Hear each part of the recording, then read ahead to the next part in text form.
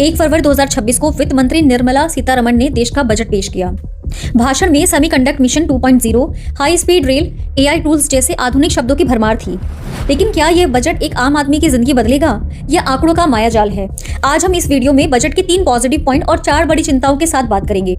पहला positive point, भविष्य की तैयारी। सरकार ने सेमीकंडक्टर मिशन 2.0 और कंटेंट क्रिएटर लैब जैसी योजनाओं के जरिए भविष्य की इंडस्ट्री पर दांव लगाया है। इसके अलावा 7 नए हाई स्पीड रेल कॉरिडोर जैसे मुंबई, पुणे और दिल्ली बनारस कनेक्टिविटी को बेहतर बनाएंगे। दूसरा, ग्लोबल ट्रेड वॉर को देखते हुए सरकार ने इलेक्ट्रॉनिक्स और समुद्री भोजन जैसे सेक्टरों में ड्यूटी कम कर दी है। आत्मनिर्भर भारत के तहत कंटेनर मैन्युफैक्चरिंग के लिए 10,000 करोड़ का फंड एक सही कदम है, ताकि हम चीन जैसी देशों पर निर्भर न रहें। तीसरा, शिक्षा के बजट में 8.3 और स्वास्थ्य बजट में 6.4 की वृद्धि की गई है। हालांकि यह नाकाफी है, लेकिन दिशा सकारात्मक है।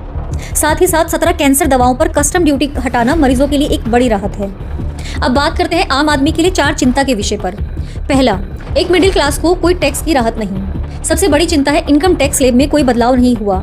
मिडिल क्लास को उम्मीद थी कि महंगाई के दौर में टैक्स कम होगा, पर उन्हें खाली हाथ रहना पड़ा।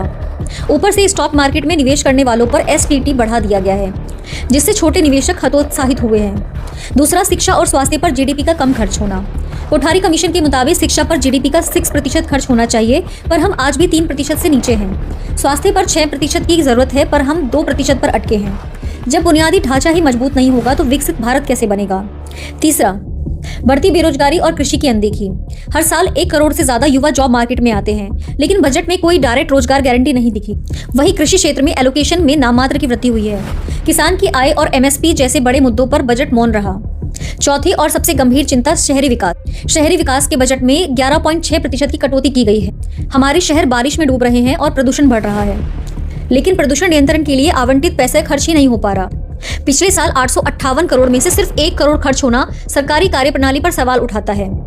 निष्कर्ष यह है कि बजट में विजन तो ग्लोबल पर है, पर जमीनी हकीकत आज भी वही पुरानी चुनौतियों से जूझ रही है। क्या आपको लगता है कि हाई स्पीड रेल आपके घर का बजट सुधारेगी? आप अपनी राय कमेंट बॉक्स में जरूर बताइएगा। जय हिंद।